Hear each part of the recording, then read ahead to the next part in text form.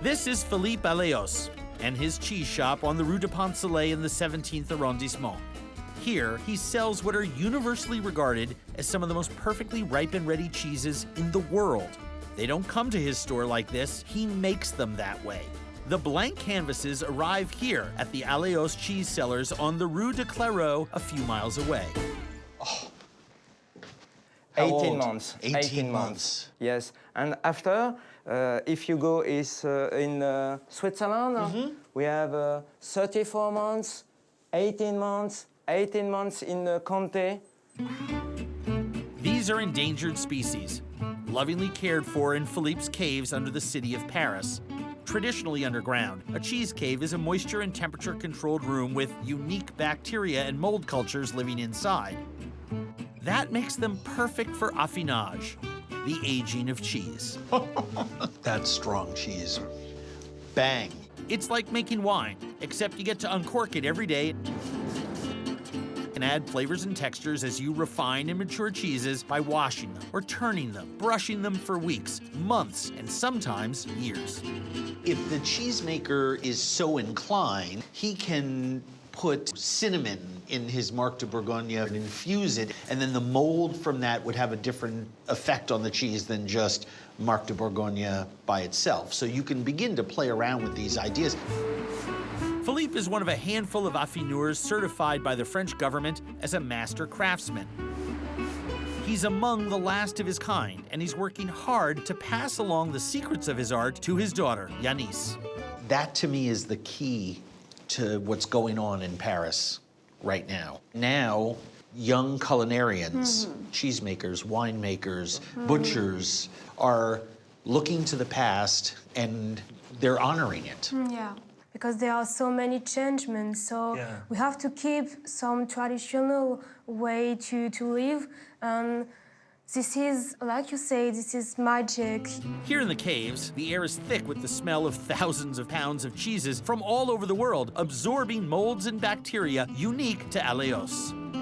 Oh, the bacteria goes to work and actually dries and breaks that off, falls away, but it also penetrates the cheese and changes the flavor.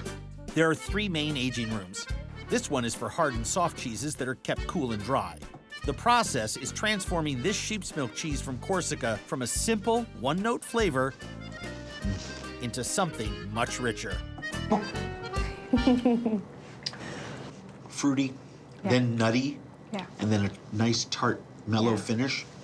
Oh my God. Phillippe gets these cheeses from small artisanal farms all over France. So this is how it comes to you. Yes. This is a Nectaire cheese made with sheep's milk from a farm in the Pyrenees Mountains. And this is what happens after you do your magic. You must scrape this away. Yeah.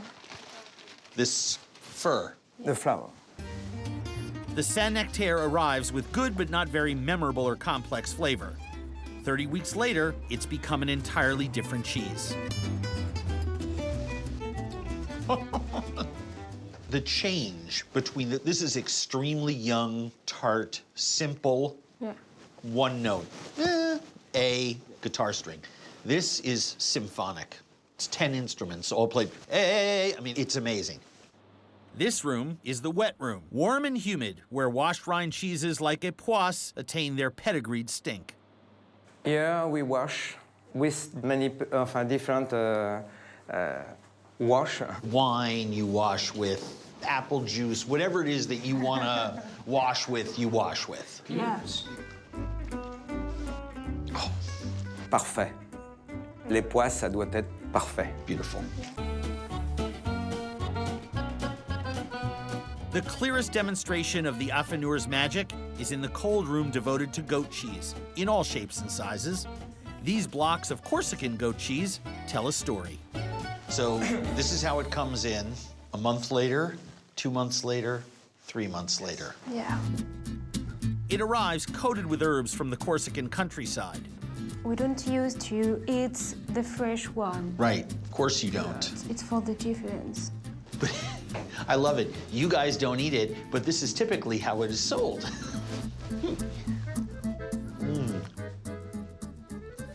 Mild, creamy.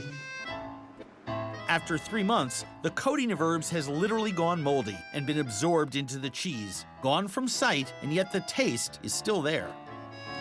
You know that those herbs were there. They've just moistened and changed and dried, and their flavor is now inside the cheese.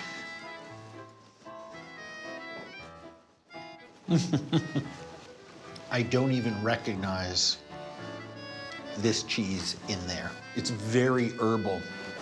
It's like a great aged wine. You close your eyes and you are in Corse. Yeah. It's perfect. Yes. You can smell Corsica in that cheese, there is no doubt. The small artisanal farms providing this raw material are getting squeezed by European Union regulations requiring pasteurization and other steps that family operations can't afford. That's why it's critical to Phillippe that Yannick start learning the craft while he's still around to teach her. I want to keep it with my children, little children and little children. Because you have the secret, you have the magical. Don't mess with cheese. Among the many glories of classic French cuisine, the crown jewels are its magnificent, sinfully rich sauces, first codified by Escoffier in the 19th century. Over the last 50 years, they've been slowly disappearing off the plate, all in favor of lighter reductions, juices, and vinaigrettes. We don't want fat, we don't want flour, we don't want cream, we don't want butter, we don't want salt anymore. That's why the sauce leave our plates, and we lose our identity. Yannick Alleno is a passionate champion for preserving France's culinary identity. One of the greatest chefs in the world, Yannick earned 3 Michelin stars for the restaurant at Hotel Meurice.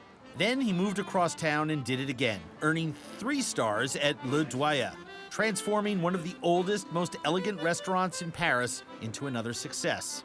With perfectly executed signature dishes like this blue lobster roasted in olive oil and pepper, with shellfish and kale extractions garnished with turnip branches. Ooh la la. Out of sight. Oh, it's so clean, so perfect. Chef Yannick Alleno literally rewrote the book on French sauces and stands at the forefront of its transformation. He spent 3 years developing an entirely new way of making spectacular sauce. His solution is a whole world of foods distilled into glass jars. Jerusalem artichoke, turnips, mushroom, ginger, celeriac, prawns, carrots. These are not just flavorings. They're the concentrated essence extracted from the plants and animals themselves. So if you want to do something with a little bit of celery, a little bit of the prawn, ginger, then you have A blending.